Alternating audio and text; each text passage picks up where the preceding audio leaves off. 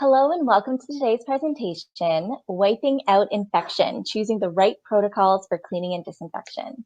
Today's webinar is being presented by Virox Technologies, makers of peroxyguard disinfectants formulated with accelerated hydrogen peroxide. You'll have the opportunity to submit your questions through any time throughout this presentation in the chat section located on the right side of your screen. Our team is standing by to answer any questions that you have. So without any further ado, let's get started. I would now like to introduce Nicole Kenny, Vice President of Professional and Technical Services here at Virox. So over to you, Nicole. So I wanted to start we're in the midst of COVID. People are going back to school. Lots of questions on what we should do for cleaning and disinfection. And really, when is enough enough? So this is just a picture of friends of mine, their children at hockey, their siblings, and they're still having to be kept 6 feet apart. Do we need to do this? And so it's really trying to be logical and thoughtful when we're creating our cleaning and disinfection programs, when we're conducting the training, and when we're working with our staff. And this is just a word, if it's supposed to be the shape of Mickey Mouse. I thought for lab animal we could show a mouse, but it's just the idea of all of the things that we have to think about in putting together a cleaning and disinfection program.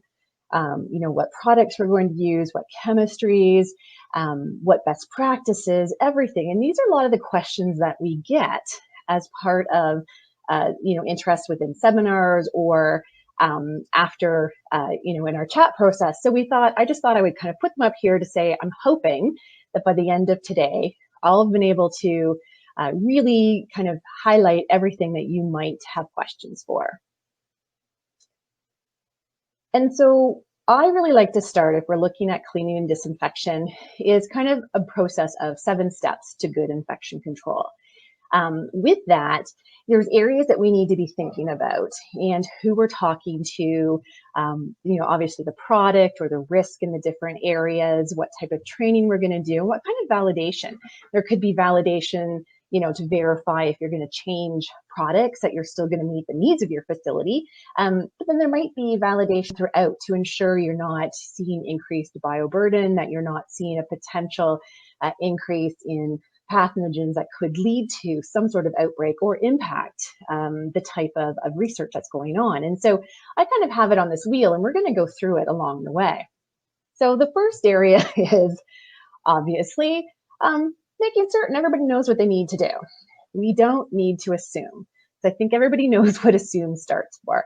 And the reason I bring this up is I've seen it firsthand in an outbreak in a hospital where we actually were doing a clinical study, and it was to do with Clostridium difficile, so there's spores in particular, and on toilet seats, because of course this bug causes diarrhea. And we were verifying whether or not the toilets were being cleaned properly. And we were using a UV reflectant light so we could measure effectiveness, and we were able to then turn that into reduction in looking at our hospital-acquired infections.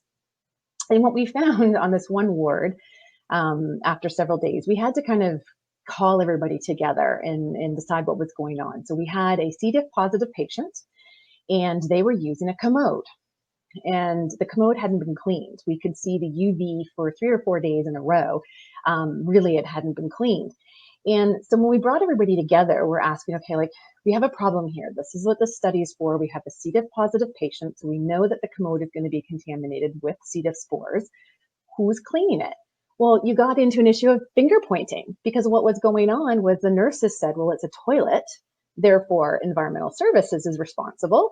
And environmental services said, well, it's on wheels, therefore it's a portable patient device, and nursing's responsible. And so it really highlighted to me the importance of, in a given room or area, that all of those who are responsible or could have responsibilities for cleaning and disinfection need to get together, and you need to identify who's going to do what, so that you're not pointing the fingers or you're not hearing the word, well, I assumed you were doing that, because that can lend to risk. And that's oftentimes, particularly within hospitals and some different healthcare facilities I've worked with, that's where the outbreaks occur, because somebody's assuming somebody else is doing it.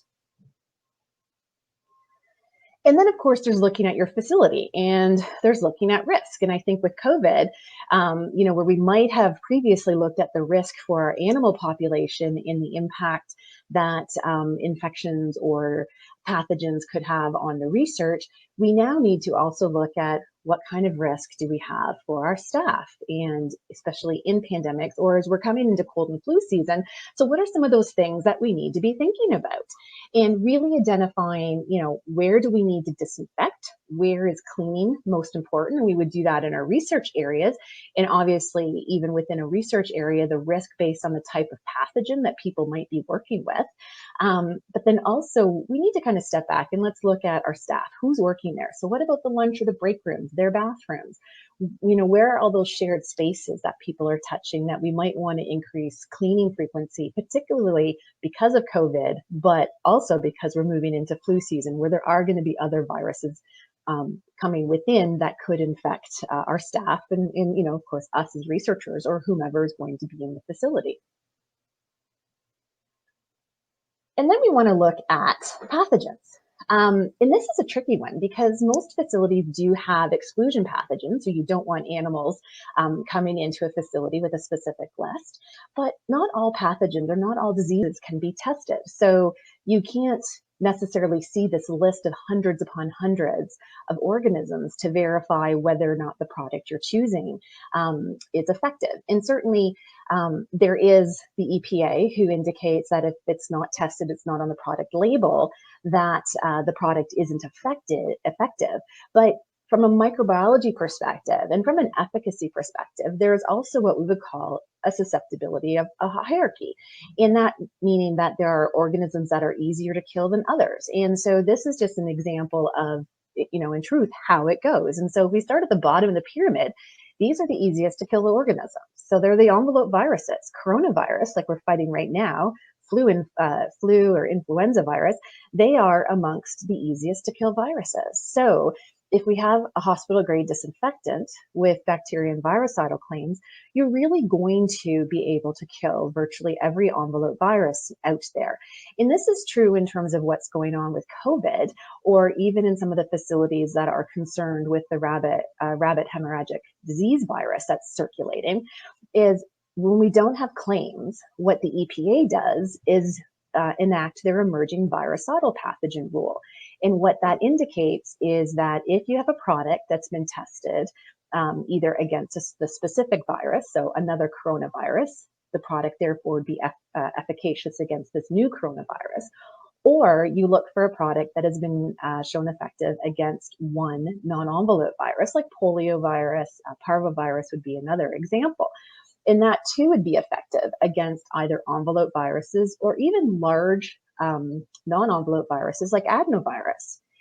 And then lastly, if we're dealing with something like rabbit hemorrhagic virus, which is a non-envelope virus, we're looking for two. The EPA's mandate indicates that you need to have two efficacy claims against additional non-enveloped small viruses. And that's how you kind of look at it. And then, of course, vegetative bacteria. Well, if you're looking for products that have, considerable efficacy or a considerable number of claims against both gram negatives and gram positives, again, it's that understanding. Or if you've tested one salmonella or one staphylococcus, you're going to see that you're effective against antibiotic resistant pathogens or additional strains. And so it's not about the numbers game. It's really kind of stepping back and being realistic as to what are the important pathogens, and then look at, some of the history and what researchers do or what the EPA does in the event of defining the efficacy in the hierarchy. Something else we want to contemplate is safety. And that's safety for the animals, because certainly we do have sufficient evidence that talks to impact of reproduction, impact of, a number of things, respiratory irritancy, skin irritancy, and anything like that can always have the potential to impact the research. But also if we're trying to breed, then we can have an impact on breeding and ensuring that we have large enough colonies to continue with our research. But there's also the importance, of course, of those who are using the products that are cleaning and going into these rooms. And The reason why I show this one is there is considerable evidence that has been published, and there's more evidence coming out, quite frequently about the impact of chemicals and the impact on housekeeping staff, even people at home, and particularly with occupational asthma, showing that chlorine-based products, quaternary ammonium-based products are leading to occupational asthma, and particularly that we need to contemplate how we're using them, how we're applying them to the surfaces. And recently with the COVID pandemic, well, what we're seeing is more than a twofold increase in calls to poison control because everybody's using disinfectants. We've increased the amount of disinfectant that we're using, and we're often using them incorrectly, or for some people with at home, there's been a number of issues because they're mixing or trying to create their own disinfectants when they're not available. And so, really being conscious as a company, as an employer, you are required to have a safe work environment. And so, in order to do that, you're either going to put engineering controls into place and require the use of personal protective equipment, or you can look also at safer ways of disinfecting via improving application, perhaps not spraying, but also choosing chemistries that are not as harmful from an occupational health and safety perspective. Something else we need to be contemplate is whether your disinfectant evaporates prematurely. And this is something that's really important and something that we don't always contemplate. I think more people are recognizing it now, but time is money. And when we disinfect, label claims and the testing that's conducted to be approved by either the EPA or if anybody's from Canada, from Health Canada, is we have to determine the length of time the surface stays wet in order to make the claim, the efficacy claim that's on the product label. And so these claims often range anywhere from 1 minute up to 10 minutes. And the EPA does not allow contact times greater than 10 minutes when we are dealing with environmental surfaces. The problem is when you have a 10-minute contact time, the surface doesn't stay wet. And that's what this particular slide is showing. And it's from a peer-reviewed study, but looking at a number of different types of disinfecting chemicals and their contact time. So the contact time according to the EPA registered label is the blue bar. And then a researcher, was wiping and timing the contact time, the length of time it took to dry. And with statistical significance, what we're finding are water-based chemistries, things like bleach, quaternary ammonium compounds, or accelerated hydrogen peroxide, and phenols stay wet for about 3 minutes. If you have a product that has high solvents or isopropyl alcohol within there, they dry much faster. And so, of course, that is a concern. And then we had looked into the efficacy of the product at the dry time and found that it really did impact the efficacy. Quaternary, the product that we tested for the quat, didn't even achieve a level of sanitation. It got about a 2-log reduction. So really highlighting that your contact time, the time that the surface stays wet, is directly relevant to the efficacy and your successful outcomes for your biosecurity programs.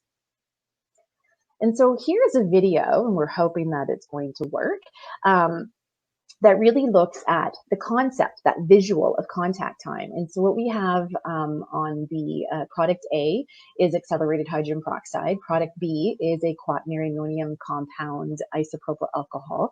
And so we have a 1-minute contact time versus a 3-minute contact time. And what we're seeing here with product B, the high alcohol product, is you're seeing how fast that it is evaporating. And so if you have a product that has a 3-minute contact time and it evaporates in about 23 seconds, you're going to have to reapply that product to the surface 6 times in order to achieve disinfection. And so that's something, again, that we need to be contemplating because that directly impacts the efficacy. And to prove that, this is actually environmental swabs from a study that I had been part of. And so your middle column is showing the swabs for surfaces within a hospital prior to cleaning. And so as any hospital, things are being cleaned every 24 hours.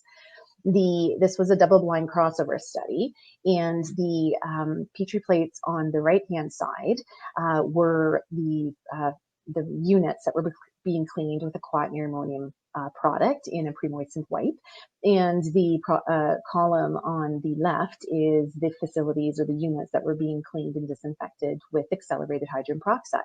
So again, when we're looking at environmental swabbing, which we don't often have time to do from a validation perspective, but from a research perspective, this is a perfect example of showing what's happening with the contact time and the importance of that for efficacy. This particular study was done with Dr. John Boyce at Yale New Haven, and the study did show that the facilities or the areas that were cleaned with accelerated hydrogen peroxide saw a 23% reduction in their hospital-acquired infections for VRE, MRSA, and C. diff as well. And so again, I can't stress that contact time is vitally important.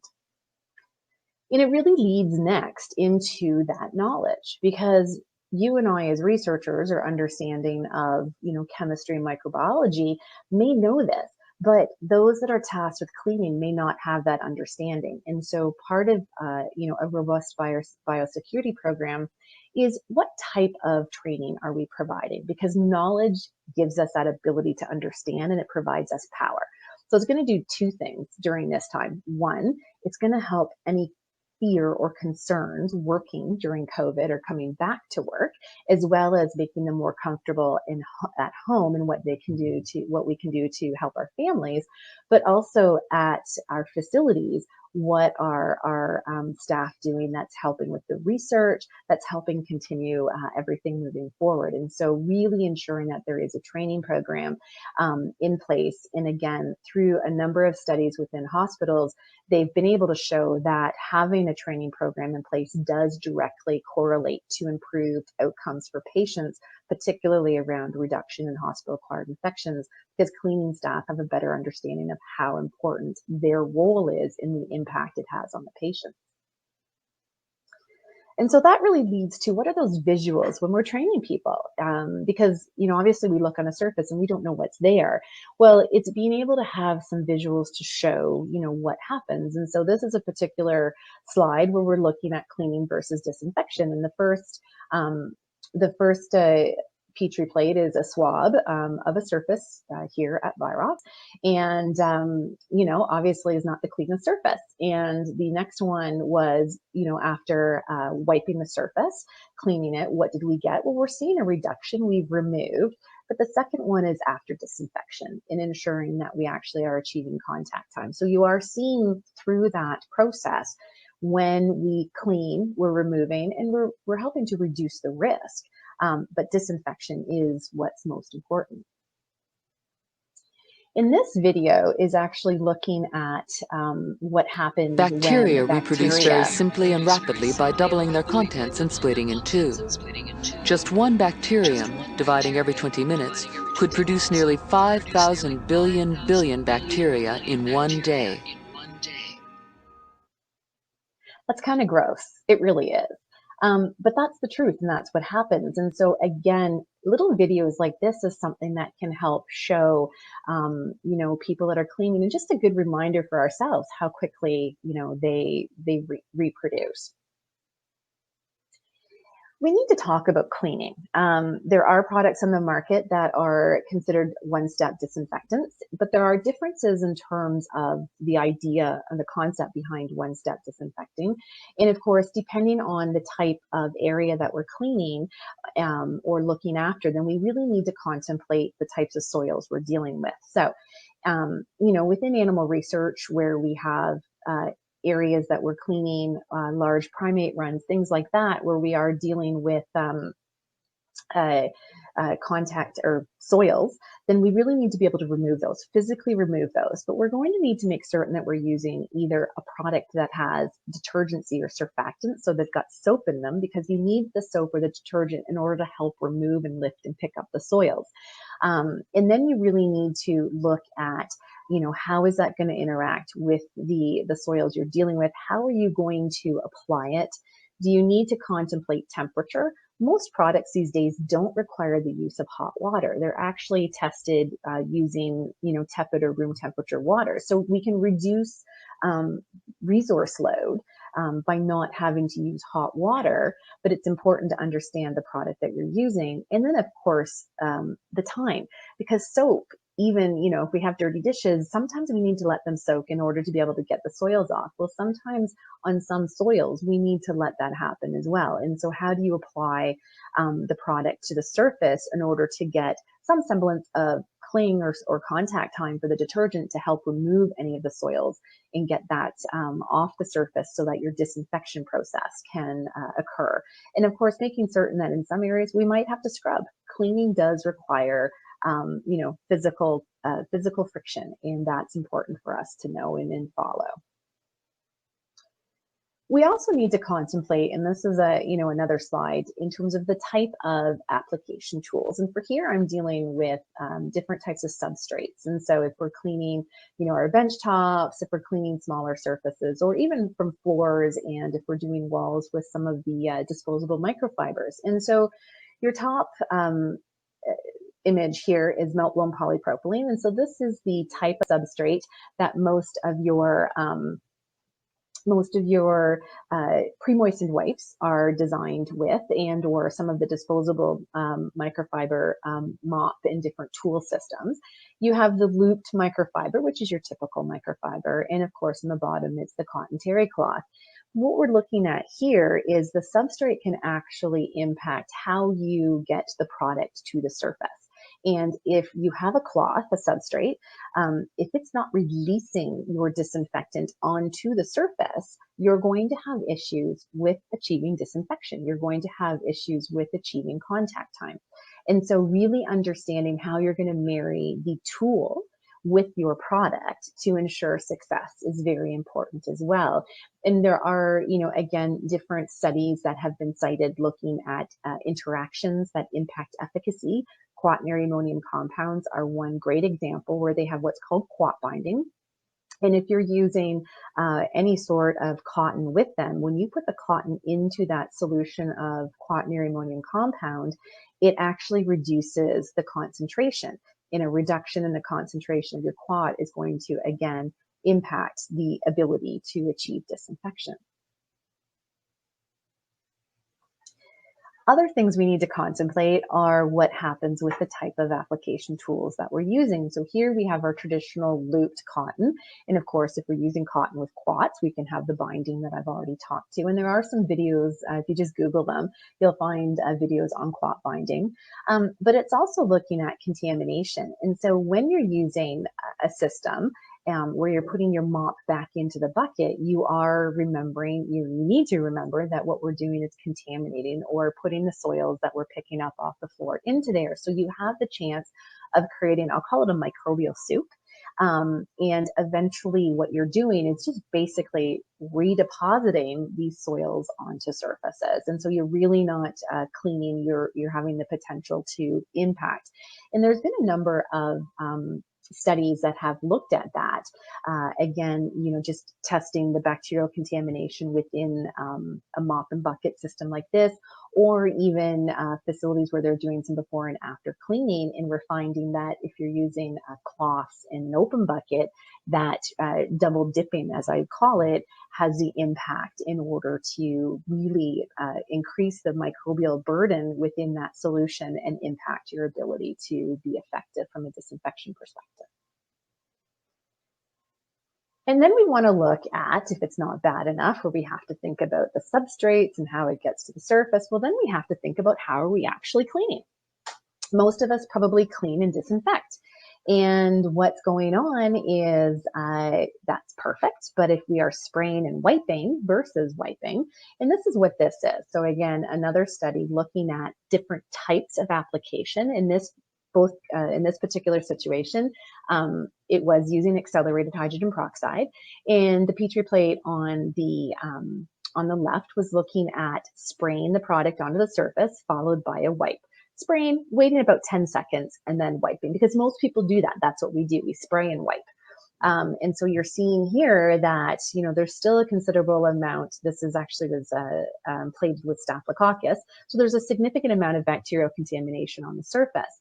If, on the other hand, on the right side, what that is an example of is using a pre-moistened wipe and wiping the surface and allowing it to air dry. And so what we're seeing is the use of a pre-moistened wipe provides a far better process in terms of both physically removing pathogens, but also because you're applying the disinfectant and allowing it to air dry, you're going to achieve your contact time, therefore kill what's on the surfaces. So again, really being conscious of how we're doing it. And if you want to spray, then what we need to make certain what we're doing is spraying it, making certain the surfaces are saturated and covered with disinfectant, and letting it sit there for the length of contact time before we go back and wipe. So that is actually going to increase the amount of time it takes. And that's where a pre-moistened wipe is actually going to reduce the turnaround time in many of these rooms or many different areas. And this really leads into looking at either our assets and also additionally different types of cleaning. And so, within research facilities, everybody has different types of facilities, different animals that we're working with, which means we have different surfaces and different types of things that we need to contemplate. And so within that area, what we need to look at is also the type and the difference between what we would call dry wiping versus wet wiping. And so in your research room, do you have a drain?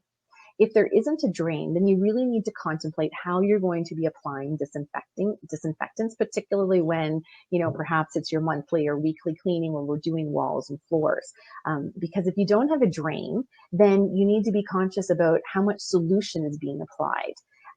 And so spraying it might not be something that you're doing, but using a disposable microfiber tool that's capable of cleaning the floors, cleaning the walls, as well as a spray that you can kind of, spray and you're using that on the tool at the same time is something to be contemplating.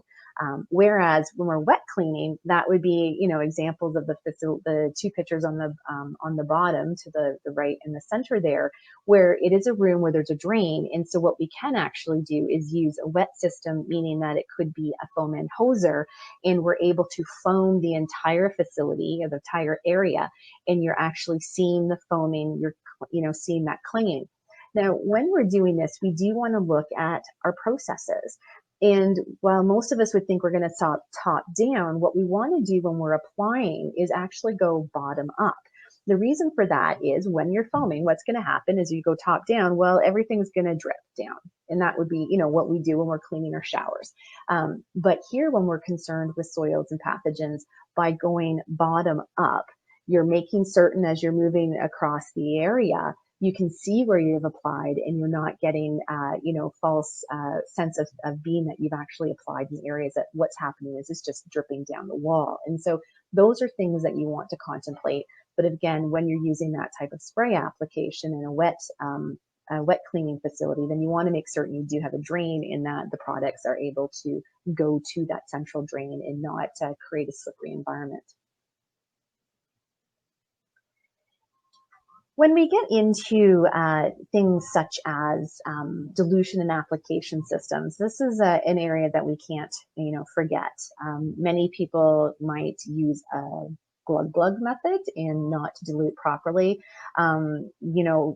Kind of eyeball it based on the color of the product or how much the product foams, but then you're not following the product label, and that can lead to compatibility issues where you actually start ruining surfaces, or issues where you're not using the appropriate concentration and it's not diluted properly and therefore is not able to kill. When we use automated dilution systems, the beauty of them is that they are designed to press a button and go, and you can have them set up as we're seeing here, examples that we can go into larger containers, they can go into smaller bottles, and it really is simple. But it is a mechanical piece of equipment. So you do need to make certain that you have some sort of preventative maintenance. It's not just, plug it in the wall and we forget it forever.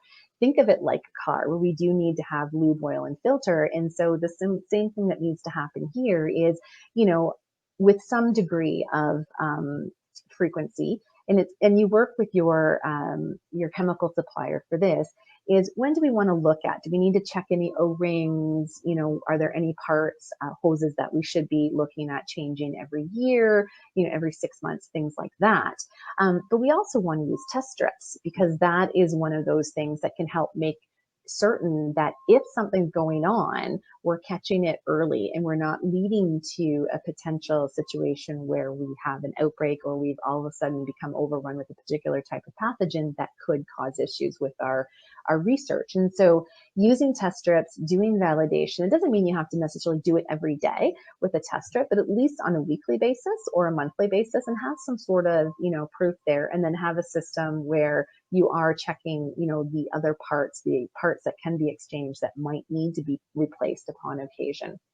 The same should go with all of your tools, making certain that they're in their best application use, so that you're getting the most out of them as well. And then we really kind of get into our validation piece. I don't think many of us have the ability to look on a surface and see what's there. And so what this is an example of is comparing, again, a quad alcohol product to accelerated hydrogen peroxide, and looking at, from a cleaning perspective, the importance of the surfactants and the importance of being able to remove soils from the surface. And so the first picture here, and we do have a video if anybody wants to watch the entire video, but what we're seeing here is the first slide is cleaning. And so you're seeing that it was a blood tile, and we're looking at the physical removal of blood. The second image is showing that both tiles look clean. And so to the naked eye, you would think that they are both clean and the blood has been completely removed. What we're doing here is using a hematostick, and hematostics look for residual blood residue. And what we're seeing on the bottom when we've tested the quad alcohol product tile slide is that it actually still had residue, and the tile that was cleaned with accelerated hydrogen peroxide did not have any issues, and it didn't leave any residue or blood residue behind. So again, that idea of the importance of surfactants and what they can do, even when a surface looks clean, things are still left behind. If we're looking for validation where we want to give some feedback, immediate feedback, this is an example of the use of UV. And this is actually slides from the study that I talked about earlier with the commode that didn't get cleaned. And so what we had done here, we were actually putting the circles in, as you can see, coming from the top to the bottom. When you apply the product, it's nice and bright, reflects under UV light.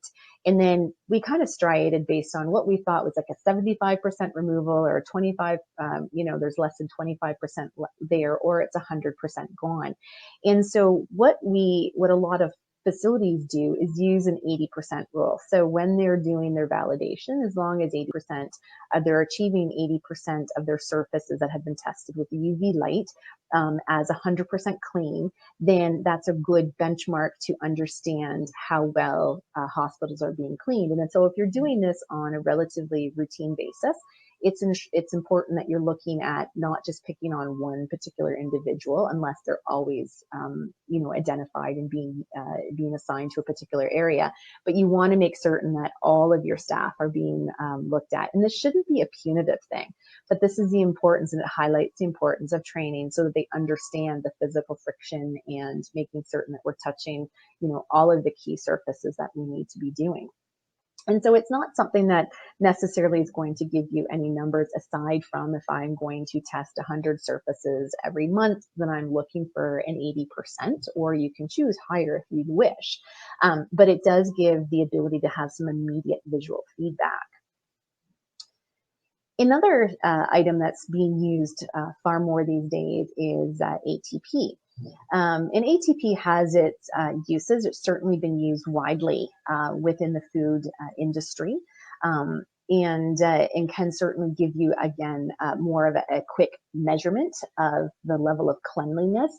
You cannot really correlate your relative light unit, or RLU, results that you're getting to what microbial contamination is there, but what you can do is create a baseline and choose what your number that you're going to achieve to determine clean is.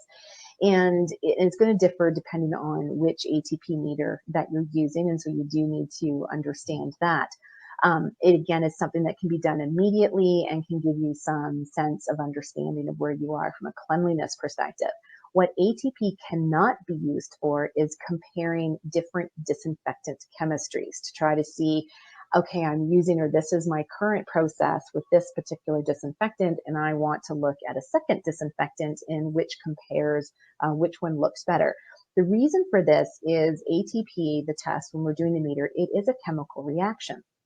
And what happens is different chemistries either enhance, meaning that they provide higher numbers, or they quench, meaning that they provide lower numbers. And so chlorine-based products tend to quench or provide lower numbers, whereas products like quats and accelerated hydrogen peroxide, depending upon the meter, can enhance. It's the surfactants within the products impact. It is not that it's not that you can't use them. It just means that you have to create your baseline. So if I know that I have a sterile surface and I'm wiping with, quaternary ammonium compound or accelerated hydrogen peroxide, I'm going to do a number of tests in order to develop what my baseline reading is when I know I have a clean surface. And that's what you're going to set, and that's what you're going to measure against. But you can't measure or compare two different disinfectant chemistries. And there are a number of peer-reviewed studies that have been published that talk to that limitation of the use of ATP. And so really, as I'm trying to conclude here, what we're looking at is, there's the 7 steps of good infection prevention. But if I can really, nitty grit that down into 3, then the first is really being able to responsibly disinfect. And what you're doing here, it's the whole idea of, understand the risk within your facilities, knowing who's responsible. It's about developing, your program and how you're going to implement it to make certain that you've looked at, safe properties or safe products, what type of personal protective equipment, all of that, so you can make certain that when you're using your disinfectant, that you're using it responsibly, but that your process and you've identified your risks, so you're using the right dilution or contact time, and that everybody knows what they need to do. The second is disinfection compliance. And this is where I talked about the concept of contact time, but it's also looking at your training program and making certain that, we understand how to use the product, how to dilute the product, how are you going to apply the product, and make certain that you're looking at practices where you don't have to reapply, so that you're not concerned with what your outcome, what your kill is with your products. In the last kind of bucket is what I would call sustainable protocols. So what type of application systems are you using? Are you using disposable microfibers? Are you looking at, using launderable cloths? And so are you using a chemical that's not going to interact with the cloth that you're choosing, such as cotton and quats, like I've talked about? What is your validation program in terms of training, in terms of validating that, your biosecurity program is doing what you're needing, but what is your preventative maintenance program? So what are you doing for your dilution control? What are you doing for, all of your different tools, and making certain that they're in the best working order? And really, by looking at these types of sustainable protocols, then you're really taking a One Health approach that is looking at, not just your research animals, but it's looking at the people that are responsible for cleaning, as well as the environment and what we're doing with any residual or leftover product that needs to be disposed. And so really, for me, the final key takeaway is that the approach to cleaning and disinfection requires thoughtful consideration of application and protocols to ensure ease of implementation by investing in training and product selection. It's a bit wordy, but basically what I'm saying is that we need to think about how we're going to apply it, how we're training people to apply it, and training is an investment that's worth doing to ensure your biosecurity program is doing everything that you want it to do. And thank you. So if we have any questions, I'd be happy to answer them.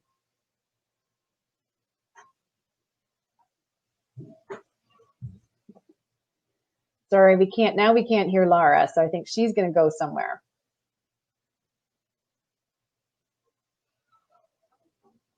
Sorry for the issues today, people. Usually things go very smoothly, but today we're having some fun. So Lara's joining me in here. Okay. Okay. So she's told me I have a question from Megan. So Megan, thank you for the question. And the question is, would you say that disinfectant wipes aren't leaving enough disinfectant on the surface? That's a really good question. And we've actually done a study looking at how products or how different disinfectants react with the pre-moistened or the disposable wipes. And so what you need to look for is how wet the wipe is, and you need to understand how far that wipe is going to go on a particular surface. And so if you're using a product that is more like a water-based product, some of the bleach products, accelerated hydrogen peroxide, it is going to release onto the surface and will generally meet the contact time for your ready-to-use wipes, which often have 1 to 3 minute contact time. When you have the alcohol-based products, they're going to evaporate quickly. And so it's not that there's not enough disinfectant in there, it's the alcohol evaporates, and that's what's impacting that. So as long as your disinfectant is releasing and staying on the surface for the contact time, then there is enough disinfectant and you will achieve that appropriately. And I see Nancy's come in with a question, sponge versus paper towel in animal rooms. Great question. Neither are my favorite. I will openly admit to that. The problem with sponge is that it's going to absorb, and again, you're going to have to rinse to get out the surfaces unless you're constantly changing your sponge. Paper towel, you can use it, but again, paper towel is meant to absorb, so you can't pre-wet it in order to wipe the surface. So if you're going to spray and wipe, like I had talked earlier, then you need to make certain that you are providing, putting enough disinfectant onto the surface, letting it, sit for the appropriate time, and then wipe it off. And you're going to have to make certain with that application, do you need to pre-clean or do you have a dirty surface? So you might have to spray and clean and get some physical friction, and then spray a second time and allow that to air dry if you want to use paper towel. But that's going to be the potential trick with that. If there aren't any further questions, I just want to, thank you again for joining us, and hope to, if anybody has any questions, by all means, reach out directly, and follow us on proxyguarddisinfectants.com, and our Lighthouse partners are happy to answer any questions as well. Just as a reminder, today's presentation is being recorded and we will provide a link. And so if you have any further questions or want to share it, then by all means, share it with your colleagues and maybe even friends and family. Have a great day.